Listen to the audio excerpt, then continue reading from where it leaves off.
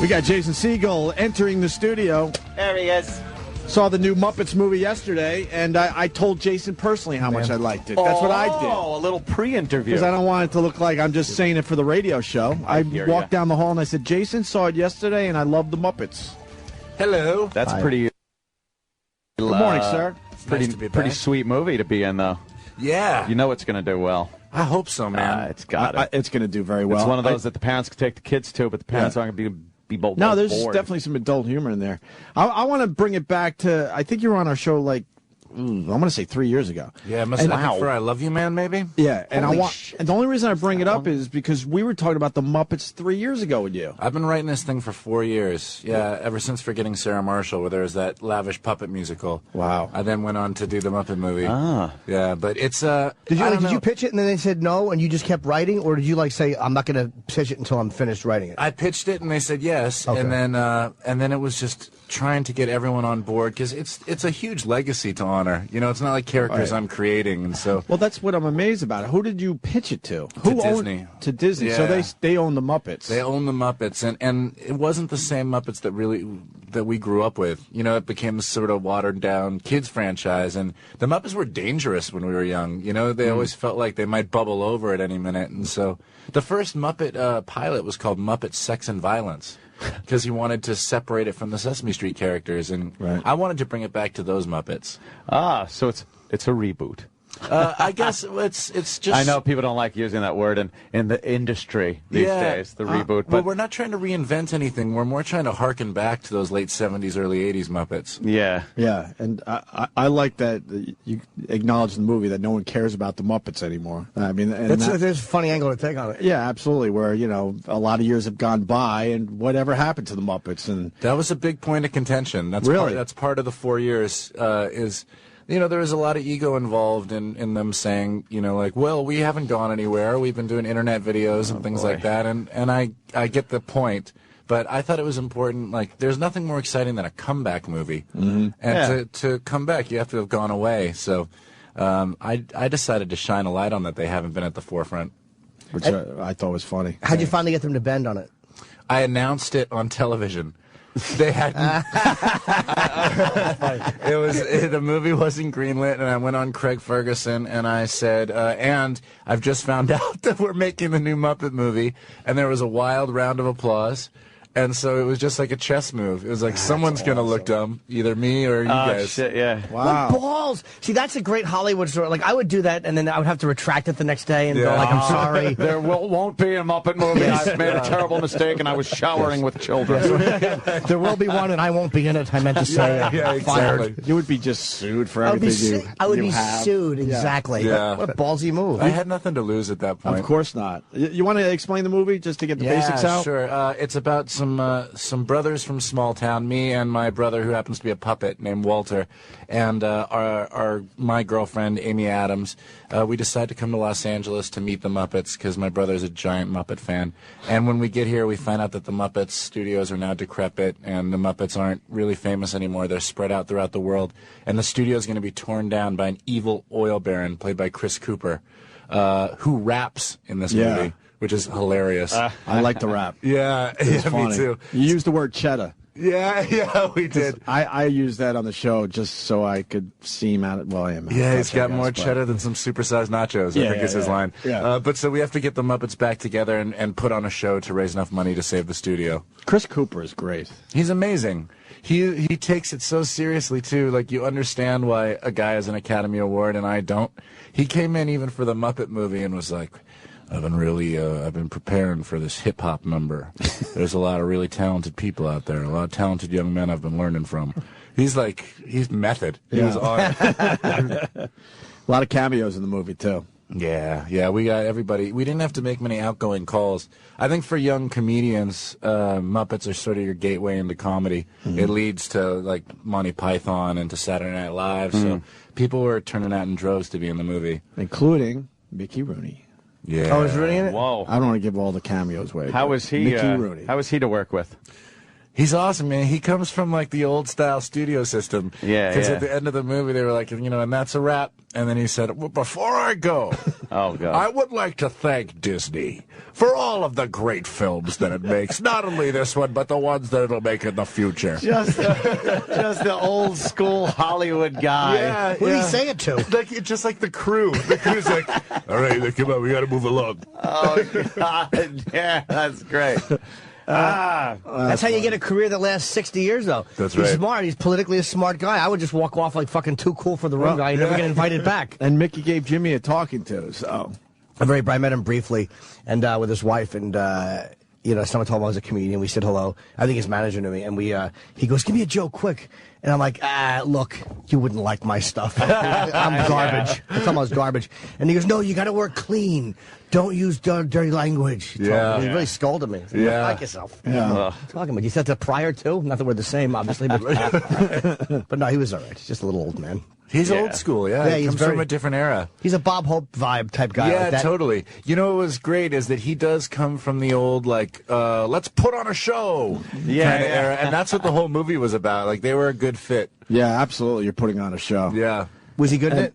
Yeah, well, I mean, he has a very brief cameo, but he's good. Yeah, it was very brief. So It's always nice to get a guy like that to come back and do some weird shit you wouldn't expect to see him. Yeah, absolutely. Especially when I'm available. Oh, Jimmy. Who wrote the musical numbers? That was Brett McKenzie from Flight of the Conchords. Damn. Yeah, there's some great songs in there. They were a perfect match because they're very Muppety. They're like two wide-eyed innocents making their way through tough New York. Right.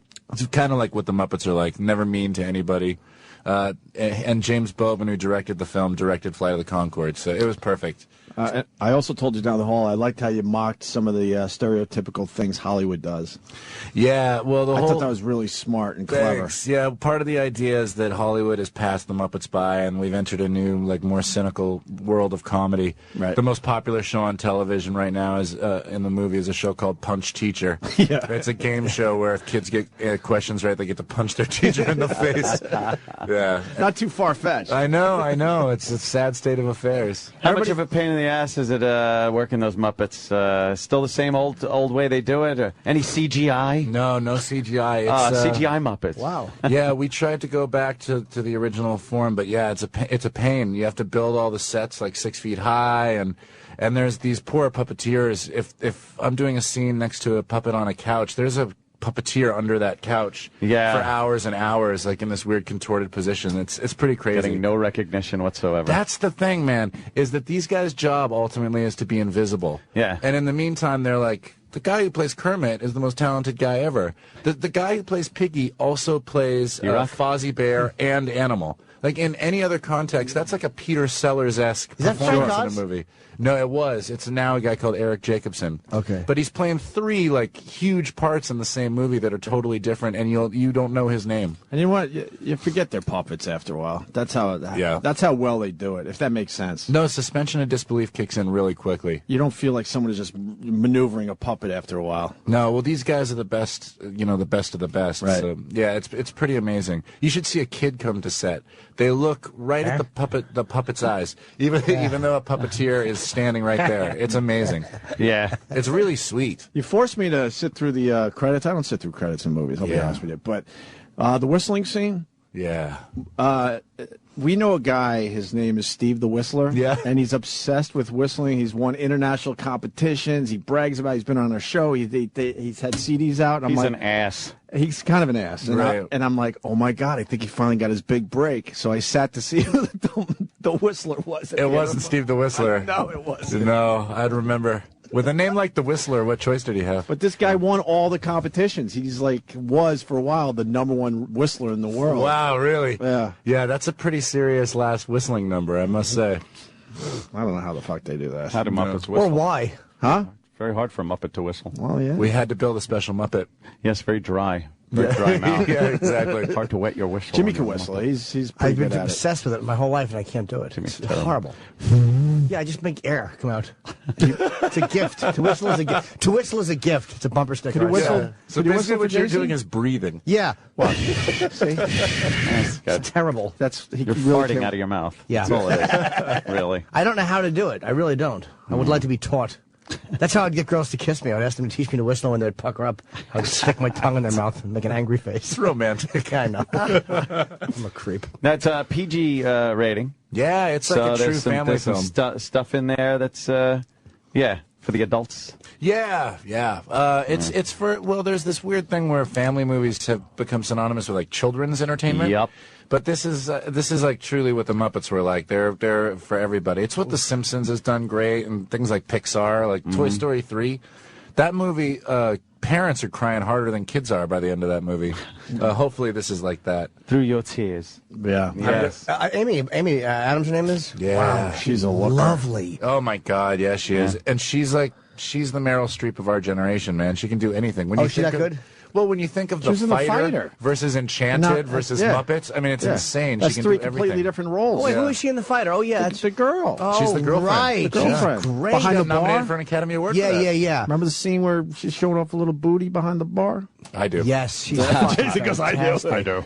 I saw her recently in a magazine. I'm like, who is that? I didn't realize she was the girl from The Fighter. Yeah. God, She can do anything. Yeah. She's really hot. And she's buttoned up in this movie, so. She sings and dances. Yeah, she's sweet. We play like total wide-eyed Triple innocence. threat. Yeah, She's a triple threat. that's right. She That's is. what they call that. Did you get to kiss her in the movie? I did. That's nice. Yeah, but it's a very PG style. Oh yeah, kiss, you know? of course. When you do a scene with a girl, like where you get to kiss or be, is there a weird attachment you do? Because a lot of people hook up after movies. Right. Do you develop? I any- haven't been that lucky. No. No, they have no interest whatsoever. I'm like the lovable, goofy guy, and in a movie, that guy gets the girl, but in real life, that guy doesn't get the girl. The dangerous guy gets the girl every time. The guy that gets blown off in the movie because he's such an ass. Yeah, he gets but the he's girl. dangerous. Yeah, he doesn't get the girl in the movie. In real life, he the gets geeky the girl. guy gets because the girl realizes this guy has feelings for me and he's not so superficial. Real life, totally the opposite. Yeah, it's so true. Yeah, Dickhead gets girl. always. Yeah. Always. Yeah, the movie reality comes from the brain of dorky comedy writers. Right. Yeah. The way they would it's like their it fantasy, to be. Yeah. Was there anything Yeah. you wanted to do in this that they wouldn't let you do? No, I got to do quite a bit. I got to sing and dance. I wanted to do like an MGM style old lavish musical number, and I got to do 2 or 3 Busby of them. Berkeley. Yeah, exactly. Like Singing in the Rain style. Just where From Clockwork, you mean? I like the kind of musical numbers from like the 50s and before that make no sense. Right. Where all of a sudden like the whole town is singing and dancing and people are on It's stilts. ridiculous. But That is ridiculous. Yeah. But what you got to watch out for in this movie, the twist at the end of that's what made me howl when you guys like jumped on the bus because it was time for you to leave and the town is still there after their musical number. And then they all awkward. they all collapse in exhaustion. Yeah, I didn't know what you wanted to give up Yeah, on the it's film. fine, But all of a yeah. sudden, like, oh, thank God they're finally gone. Yeah, we kind of acknowledge how silly that stuff is, but I got to do a bit of everything. I got to puppeteer. I got to puppeteer Animal. Oh, you did? And Dr. Teeth at one point. Is it in the hard movie? or is it as easy as I think it is? It's what I had to do was very easy. Like I just had to make sure the puppet looked alive. What Steve Whitmire does as Kermit is crazy. That's a sock puppet. That's a sock puppet in essence, and he can make it have any expression that a human can have. Yeah. It's really crazy. Crumbling up the mouth a little bit. Yeah, when you can make Kermit look wistful. I mean, it's just like I don't even know how to describe it. He's been doing it for years. He's the master. He's the guy who's been doing it the whole He time? took over from Jim Henson when Jim Henson died. Okay, Yeah, Oh, that's yeah. right, Henson, I forgot. Yeah. Maybe we're fast forwarding too quickly here, but maybe more movies or Yeah, I mean, I'm superstitious, so yeah, I just don't want to see how this one goes. And Yeah, and I kind of think like my goal was to set the platform for the Muppets to do whatever they wanted. I'd love to see the old Muppet Show come back. I mean, that was all. I remember those Saturday nights sitting down and watching the Muppet Show with my parents. That was the coolest. But whatever they want to do, I'm just I fancy myself like a footnote in this legacy. I've been told I look like a sock puppet by Bob Kelly, so I think that if there is a Muppet sequel, I should somehow be considered to be hired as some type of a creepy hybrid. That's just my thing. you're selling yourself now. Of course amazing. I am. Yeah. Just so he'll be in his head when he's writing the new one. Like, where do I go with this? Yeah. I see. We got Larry King outside the studio. What? We're in a weird spot here because Larry was supposed to be a little later, but he's got TV today. Yeah. Can we you know jump, Larry? Yeah. Can we jump No. you over there and put Please, Larry here? absolutely. Do you mind? Yeah, do you mind? Larry. Thank you. Larry. We'll keep talking about the movie. Oh, of course. of course. I'm good. Larry. Larry. How are you, sir? Good to see you again, Larry. Just saw you on the Don Imus program. Yeah, I went over there. Very good. Yeah, I went over there. You got to lower your standards. Yeah, of course. And so does Don. Why? Okay, goodbye. I'm teasing, of course. I love Larry King. We had a good time last time you were in here, Larry. Yeah, I remember. You know Jason Segel? Hello, nice You to wrote meet you, the sir. Muppet movie? I did, yeah. Wrote You know, and starred in. You know, I knew Jim Henson Wow. real well. You knew everybody. I knew everybody. Pretty much, but, yeah. the Muppets twice hosted Larry King Live. No way. Kermit hosted it. In fact, you want a quick story? Funny radio's Let her TV rip. story? Okay. I don't know how this came about, but the Muppets were involved at the end. We had a guy that worked at CNN, a producer. He was a very nervous guy, just uptight, good producer, but so we had CNN International set up a call that he would call, and he got a call from the CIA, a real guy at the CIA that we knew was a good friend, a guy, Marty West, I think was. He says, listen, I'm with the CIA, and can you come out and see me? And don't tell anyone you're coming. Interesting. He says, okay, I'll call. And he goes, he leaves, he drives up to McLean, Virginia. His name is down on the bottom. There really is this guy. He goes up to the 5th floor, goes in the guy's office. They lock the doors behind him. The door's shut. And he says, we're in a soundproof room. And what I'm saying to you is the first time that this information is leaving this building. Oh, JFK stuff. Oh, boy. No. Ain't what you think. He says, 40 years ago, we captured 2 aliens. And they landed here in their spaceship, and they lived. And over the past 40 years, we've trained them in ways, and we've taught them to speak English. And we want to break this next Monday on Larry King Live. He says, you're kidding. He said, no, we think the Russians have a couple, and we want to get the beat on them. So you have to go back to your studio. Don't say anything to anyone, and you can start promoting it next Monday. We'll deliver the 2 aliens to your studio.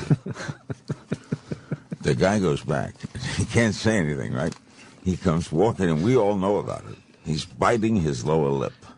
He goes and locks his office and bangs on the door. He's got the hottest thing in the history of television. Of the world. The world, we're going to have 2 aliens who've been taught to speak English.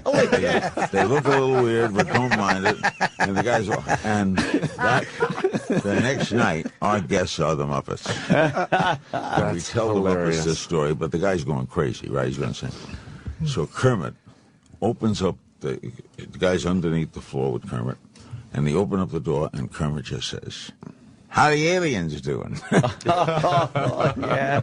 Broke the guy's heart. Yeah, he must have Humiliating. felt like an idiot. That's amazing. But they were great to work with. I loved working with them when you had them as guests. Jim Henson first, and then who replaced him? Steve Whitmire became Kermit, who's a genius as well. Because when you interviewed them, they're sitting down there with the hand. So you're looking at Kermit, and you look down, you see him, and he's looking at a monitor. And in 2 minutes, he's Kermit.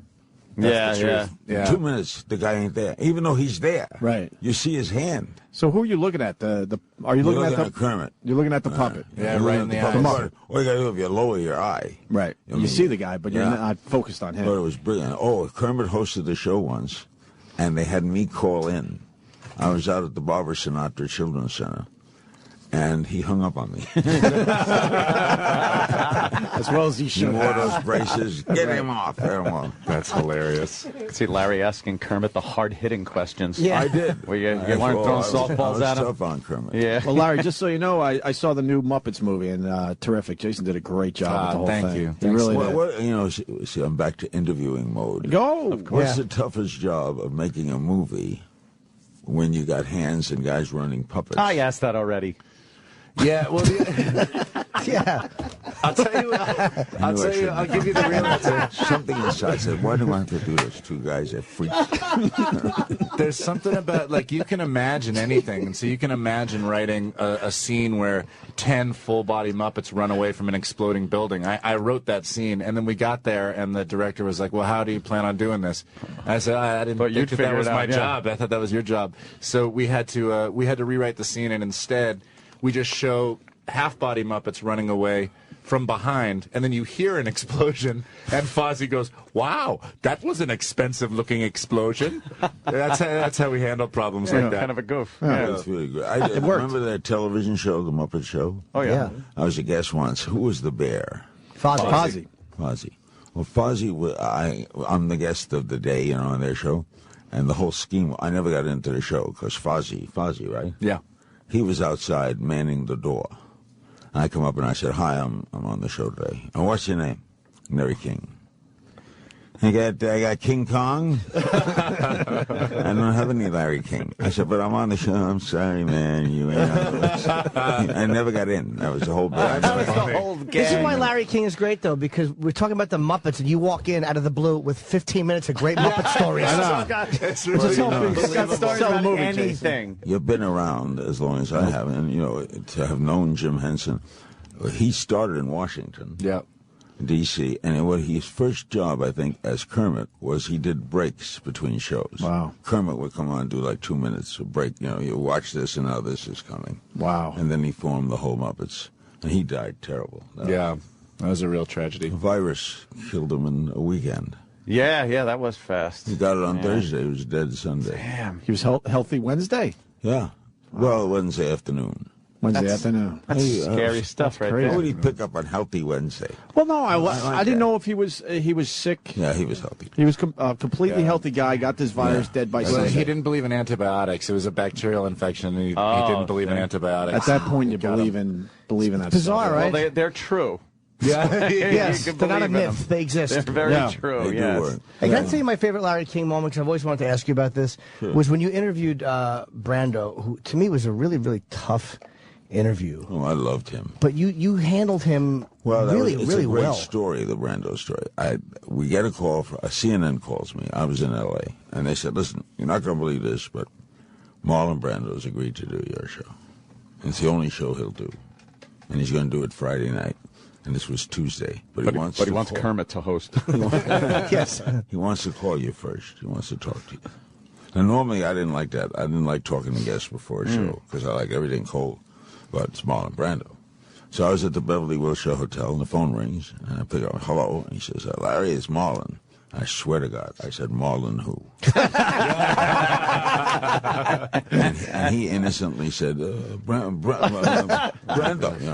because there was Marlon Fitzwater, who was the presidential press secretary. So he says, "Listen, I'd like to talk to you before we do this. I've agreed to do this. I'm going to send a car and come up to my house and have lunch." I said, "Okay." So I go downstairs. I'm waiting at the Wilshire entrance, and a car pulls up, and Brando's driving. Oh, wow. Yeah. It was just an ordinary Chevy. We get in the car, and we start driving around Beverly Hills, just driving, doing songs. Wow. He would do the first line, I would do the second line. Like he says, "Someday, when I'm awfully low," then I would have to do, "And the world was cold." And I'm driving around, I was saying to myself, I'm driving around singing songs in Beverly Hills, Then he says, "Well, what are we going to talk about?" I said, "Well, we'll talk about acting." Acting's easy. Acting's easy to talk about. Anybody could act. Talk about other things. Talk about architecture. Talk about life. Architecture. Oh, he was very interested in architecture. He was designing foolproof earthquake buildings. Right for his floors. He said to me, "I'll prove to you anyone can act." And he pulls over to the side of the road, and he looks at me and says, "Your brother died." And I said, "What?" And he says, "Now hold that what." That was a great what. That was a great what. Now, if we could put a camera on top of this car, dolly it into your face, when I say your brother died, you do that what? Supporting action. Wow. So, he was just, I had a wonderful time with him. We were up at his house. You were singing in the interview, too. I didn't realize where that came from. And then he kissed me. Yeah. And that was everyone that remembers went that. viral around the world. It's famous. Last night they showed it. I got honored last night at the Friars here. Nice. And it was really congrats. nice. Did Colin Quinn give you a beating? Because I saw Colin yesterday. He was funny. Yeah. Yeah, they were fun. But when they put up the Brando thing, and I keep remembering, so I'm always asking, what was it like to be kissed? And what I say, I do a comedy act. I go around. In fact, let me get this mentioned. Yes. On February 2nd, I will be in Stamford, Connecticut, at the Palace Theater. And on February 4th, I'll be at the Brooklyn Center for Performing Arts. I do 80 minutes tell stories. Wow. I just tell stories. I like making people laugh. I've been telling stories all my life. I was a class comic. So now that I don't have to work at CNN every night, I just like telling stories. You're enjoying it, huh? Oh, I'm enjoying it. Good for you. Enjoying it. So people say, one of the first questions they ask is, what was it like to be kissed? I take audience questions at the end. Kissed by Marlon Brando. I said, well, I've never been kissed by a man in my life. I was raised, I'm heterosexual. I don't know why I'm heterosexual, by the way. I'm just heterosexual. You're missing out, Larry. Well, I don't mention that in San Francisco. Certain parts of Houston, anyway. Houston, the hotbed of activity. But Brando kissed me, and I have to confess, I can't stop thinking about it. The other night, I woke up screaming Stella, and I don't know what it is. And then he came on the show. This is funny. Now he comes on again a year later, and this time he's coming to the studio. And he was angry at something. He said, I want to come on. Now he wants second base. Now he comes on, and he's angry at Jews in Hollywood. What? Because they don't book enough minorities in movies. American Indians, Latinos don't get enough shots in movies. And he says, and the Jews, and he loved Jewish people. He loved Yiddish, and he loved but he said it wrong. He said, the Jews really control this industry. Oh, boy. Didn't he say they don't Didn't he say they don't portray the kike? That was the big... he said that. He said that about, the stereotype of the Jew they don't portray as they do the Dago or this and that. And I think that was the big quote. Wasserman got mad at him, and he had to go visit Rabbi Weir. Wow. And apologize, all that. But the crazy thing about Brando, afterwards, he never goes out. So we finished the show, and I said, he said, where are you going? And I said, I'm going to this restaurant, busy restaurant. He says, I'll go with you. Okay, so he had his own car, and I had a car, so we drove to this restaurant. As soon as we got there, there's 8,000 paparazzi. This guy's up in trees. I don't know how they found out he was going. We just they followed him. And in the restaurant, we had 12 people having dinner. Wow. So he became the 13th. Gloria Allred, Gloria Allred. Oh, she's lovely. Oh, lovely. Jumped on his lap. Really? Gloria Allred jumped on his lap. He was feeding people. He was and he was observing people. And I saw what made him a great actor. He said, I see the maitre d'. He's unhappy. How can you tell? Look at the way he walks. Look at the way he's walking that guy at the table. See that little walk? He don't like it here. See that couple? They're going to break up. How do you know? He's looking at her, but not at her. He's looking a little over her shoulder. It was just the observation. I wonder if he was right, or he's just babbling. Yeah, we don't know. We don't know if that's right. But the proof is he was so good, though, so he must have had an intuition at the people. He was good at reading people, is what you're saying. So I go to bed, and it's 2 in the morning, and he calls up, and he says, hey, Larry, let's get down to Mexico. I got Sean Penn here. We'll fly down to Mexico, have some laughs. I'm a Jewish kid from Brooklyn. It's 2 o'clock in the morning. Yeah. We the Jewish kids from Brooklyn do not fly down to Mexico. And he calls back. He says, Sean Penn, we can't go. Sean Penn don't have his passport. But he lived there. I went to his memorial service. It was a wonderful service. Carl Malden told stories about Brando. I genuinely liked him a lot. Did Carl Malden like him? Because I think Rod Steiger... Hated him. He did, right? Because he hated Steiger, too. He thought he was a terrible actor. Well, the problem with Steiger had is in one of the greatest scenes ever in On the Waterfront. Right. Is the scene in the back of the car. Yeah. When Brando says, I could have been somebody. He didn't say champion. I love that line. I could have been a contender. Didn't say champion. Could have been a contender.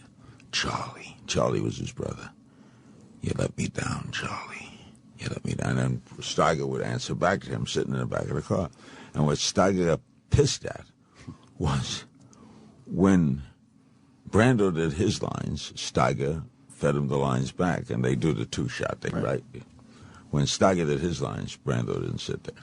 Oh, he didn't doze off camera. Someone else threw the lines out. Well, Jay Moore told the story that he Steiger heard. never forgot that. Was that what Brando, I heard, didn't like Steiger, and he said there's a moment where he goes, oh, Charlie.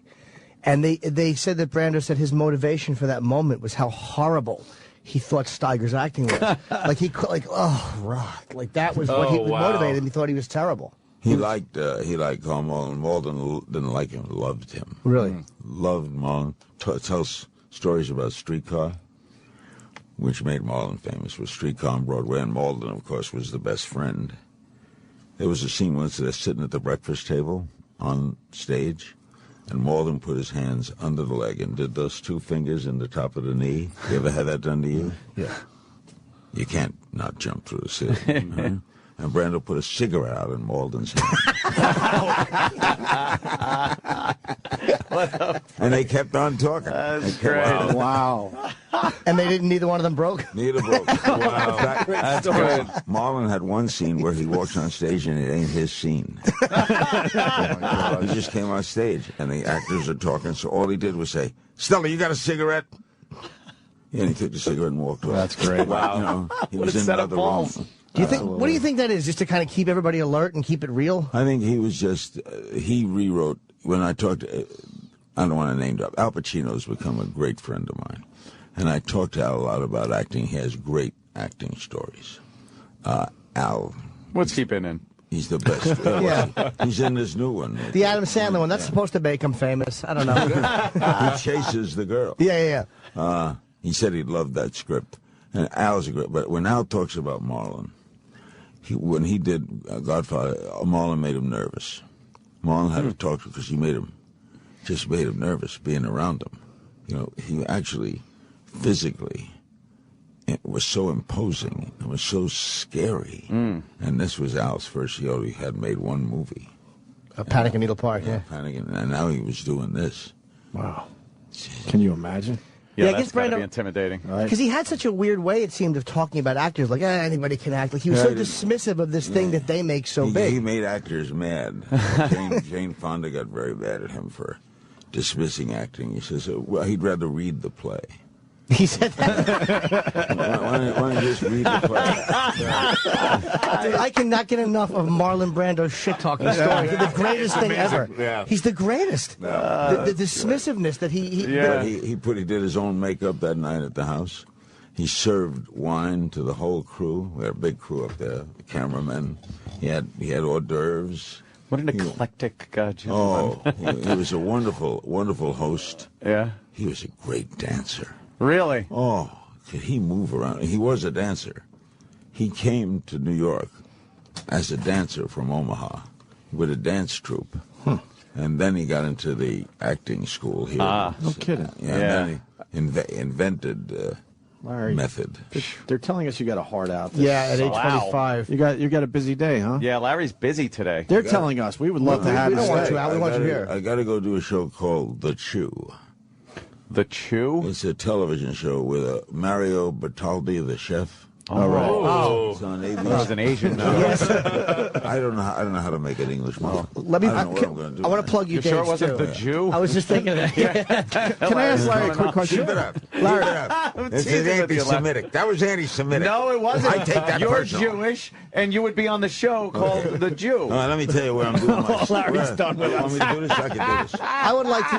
I was going to do it for you, but if you'd rather do it, Here's where I'm doing my stand-up, folks. Yes. You'll come and have a good time. I would absolutely you go. enjoy the frolic here. There's 80 I would minutes absolutely of this. go. On 80 minutes of February this. 2nd, I'm at the Palace Theater in Stamford, Connecticut, home of Jackie Robinson. Oh. Stamford, Connecticut, Palace Theater, February 2nd, and then Larry King standing up at the Whitman Hall at Brooklyn College. It's the Brooklyn Center of Performing Arts, and that's on February 4th. February 2nd, Stamford, February 4th in Brooklyn, and you can call the box office for information. Do you have more free That's time doing this Yeah, I do. than you did with Well, CNN? I've been speaking. The weird part, I got to run, but I've been speaking all over the world. And Wow. I've been in Kazakhstan, Wow. Slovakia, Moscow, Portugal, Korea, Mexico City, Jersey? and maybe Jersey's harder to get to. more dangerous. Right after Thanksgiving, I'm speaking in Kiev. I'm big in Kiev. I love their chicken. Well, it's downtown. Downtown Kiev. They love it. You're happening. Yeah. I wanted to ask you, but we ran out of time. Well, quick, maybe a quick question. Were you ever nervous on CNN interviewing somebody? No. You never got nervous? The only time I was ever nervous was my first day on the air. And all I did was admit it. But no one... I said it was my first day on the air. I was never nervous again because You owned it. I realized that that old cliche, it getting brain surgery is true. Right. This is, see this, what we're doing now? Yeah. I don't know how to break this to you. Yeah. This is nothing will nothing? happen with No, this. this is This will go into the atmosphere and be gone. brain surgery. This isn't even clipping a cuticle. There was a great this is cartoon nothing. in the New Yorker once of doctors in an operating room, and they're the guy with the skull, and they're about to do brain surgery, and one doctor says to the other, "It ain't television." New Thanks, guys. I'll see you Larry, guys. thank you. Thank you. Larry Nice to meet King. you, Can't sir. wait to see the movie. Thank you. When It's does a it pleasure. open? It opens the day before Thanksgiving, November 23rd. It'll do no business. Yes, It's exactly. it's gonna be a monster movie for Thanks, Jason. guys. Larry, thanks so much. Nice to meet you. Thank you, sir. Any other anti-Semitic remark? No anti-Semitism. It's all in Just good did all the fun. rap openings. Yeah. All right, Larry and all in Jimmy good getting fun. a picture. Did we get a picture last time? Oh, I got last time, yeah. Did we get a picture? I last got time? my Larry I King gotta make sure I get my Larry King Bob picture. Costas with his head. photo. Oh, yeah. You had a good interview last night, Larry. You'd be proud. Yeah. Oh, thank you. All right. Yeah. Take care, Larry. Beat it. Let's get Larry. He was great. I mean, hit the bricks, Larry. what an interesting guy. Like, You don't want Larry on our show anymore? No, I've just Love fucking Larry. with him You a took little a few, bit. Larry can a few shots. Larry can take it. Oh my God! I thought he was. I thought he was Larry's joking. a fun old school guy. He does comedy. He tells funny stories. He's a little you know. We got in trouble for risque. the Chew thing with what's his name? Ben Stein. Ben Stein. And I just listened to that the other day, and I'm like, he's going down the same road again. No. They're telling us that Jason has to go You gotta too. go, That's Jay? totally. Holy shit. Yeah. But did we promote it enough? I hope so. Yeah, Because Larry, Larry Larry absolutely. King talking about the Muppets. That was great. We had, Sure? a good 15 minutes of Larry King talking Muppets. It was pretty amazing. We like That is you. We pretty want to make cool. sure you're all right. Thanks. No, it goes to show the history of the Muppets. I mean, they've been around for 40 years. There's a reason they've endured for so long. So hopefully they're back. Yeah. Next Wednesday, the day before Thanksgiving. Oh, man, that's huge. Yeah. I highly That's gonna be a recommend it, great especially for the families there. We all enjoyed it. So And it's a weekend you're with your family, and so it'll be 2 hours. You guys don't have to talk to each other. That's true, You can, yeah. you can just sit there together in silence, which is always nice. oh, really fast. The Toy Story short that I saw yesterday. Yeah, that's Small part Fry. of it. That's it. That's in front of the movie as well. So we got the Toy Story characters back right in front of it as well. Wow. They got that's a huge. little Toy Story short. Yeah. brand new. Like Making the everyone old, happy. old times where you used to show a cartoon before the movie. That's right. You got it. Ah, back in the 30s. All right, Jason. Please don't be a stranger. We like when you're on the Yeah, show. you know thanks, it. man. Yeah. I'll be back soon. Thanks, and guys. congratulations. He just joined Twitter. Yeah, I did just join Twitter. Putting us all to shame. I don't know. He gets 250,000 followers in the first 2 hours or something. Great. Enjoy something Yeah. ridiculous. Enjoy the assholes who are all critics. I know, it's pretty amazing. And they're also like, you got to feed the machine. They want to know where you are and what you're doing every Yes. couple hours. It's like specifically the reason I don't have a girlfriend. Get used to that block button, by the way. Don't be afraid to use it. Yeah, no, it's You're not going it's to use it time. at first, but you're gonna You'll give wear people that the benefit button of the out. doubt. And within a few weeks, you're going to be like, fuck this guy. Yeah, people are so excited about the Muppets, though. They keep writing how excited they are to see it. So hopefully Yeah. it'll work out. Jason Segel Great, on Jason. Twitter. Thanks, man. guys. All right, we're going to take a break too, right? Yeah. All right. Hit it. Sirius XM, the Opie and Anthony Show.